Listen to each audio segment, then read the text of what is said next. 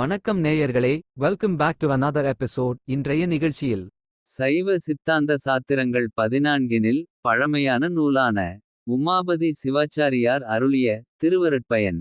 ஆனா அறிவாய் அகலான அடியவர்க்கு வானாடர் காணாத மண். வானத்தவர்களான தேவர் முதலியவரும் காண முடியாத எங்கள் தலைவன்.